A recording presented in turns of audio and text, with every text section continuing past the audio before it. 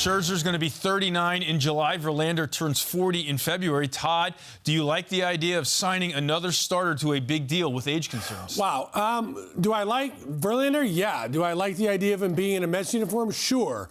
I think there's a lot that's going to go into whether that decision actually comes to fruition. And look, the guy was phenomenal. He's going to win the Cy Young Award again this season. He wants to pitch till he's 45. He puts himself in shape, and he gives himself an opportunity to win. But I think the bigger picture is going to be whether you want a 38 and a 40-year-old leading your rotation. If, in fact, you can't bring Jacob deGrom back, that makes that very tenuous, I think, at the top of their rotation. But look, he's a guy that there's going to be a lot of pursuit on, and coming off the season that he had and the postseason that he had, hard to say he wouldn't look good in a Mets uniform. And it'll be looking good going into free agency off the year he had, Jim. So what would his contract look like? Well, it's perfect timing. He's coming off of a deal that was a vesting player option for $25 million. So what he had to do is he had to pitch 100, I think it was 20 innings, and it vested, and then it was his option whether he declined it or not, which he did. And he's going to make a lot of money. I think a lot of this,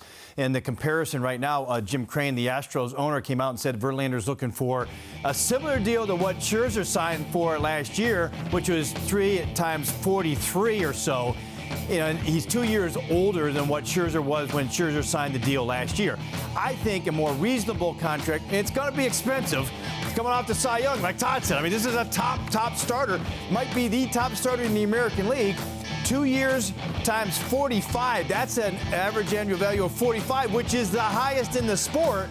But maybe don't go to 3. Make it a vesting option. Make it something where you have to earn at least if he pitches 300 innings or something like that, where you have 300 innings combined over those 2 years. Then it rolls in for an automatic vesting option for the similar number. Makes you feel a little better maybe, but still, but you're signing a 41, 42-year-old. We just haven't seen that. Like, Nolan Ryan is like the only other guy that pitches this late into his career. I don't know about you guys, but I had to look at that board 2 or 3 times to see $90 million for 2 years. All right, now let's bring in Andy Martino. And Andy, just how realistic is a Verlander to the Mets deal?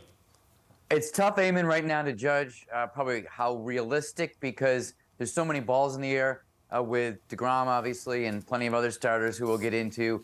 I go back to the day last November when the Mets had Kevin Gausman and Max Scherzer both on the front burner, and both were realistic. Kevin Gausman and Javi Baez were realistic free agent options for the Mets until Max Scherzer became the guy because he took the deal. So these kinds of things are so interdependent and depending on timing. But I will say that the idea of essentially replacing deGrom with Verlander is one that's had some traction within the Mets front office as they've considered it and looked at the very difficult question of what's a worse health bet? Verlander coming off a Cy Young season, turning 40, or deGrom coming off basically hardly pitching for 2 years, but turning 35 this season. Basically, neither assures you that you're going to get a healthy pitcher.